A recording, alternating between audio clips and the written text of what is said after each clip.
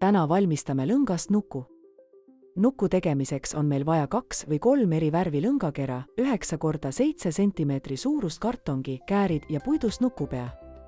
Täna kasutan 2 värvi lõnga, sest minu nukul on juuksed ja kleit sama värvi. Kõigepealt võtame kartongi ja lõnga. Kerime lõnga ümber kartongi 40 korda. Seejärel lõikame lõnga ühelt poolt läbi ja võtame selle kartongi pealt ära. Need on nukujuuksed.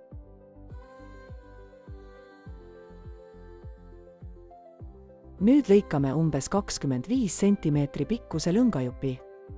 Seome lõngad täpselt keskelt kinni. Teeme 1 või 2 sõlme.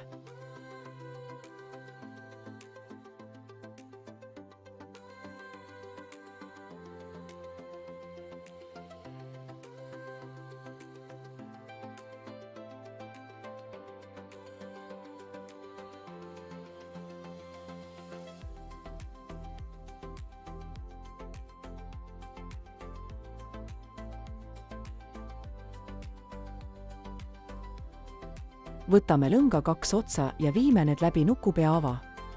Kontrollime, et nuku nägu oleks õiges asendis.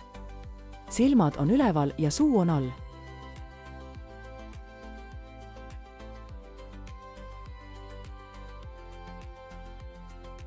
Nüüd võtame uuesti kartongi ja lõnga. Kerime lõnga veel kord ümber kartongi 40 korda.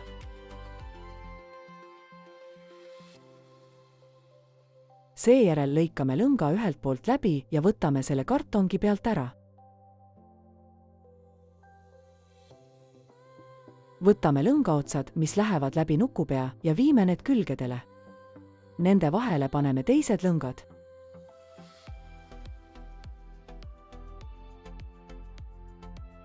Seome 1 või 2 sõlme.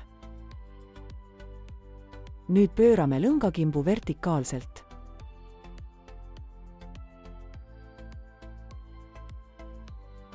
Teeme käed.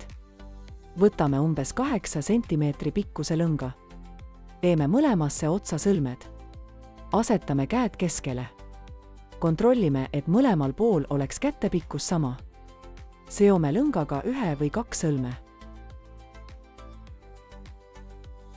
Siis katame käed lõngaga. Võtame veel 1 lõngajupi ja seome nukutalje ümber vöö. Nii moodustub nukukeha.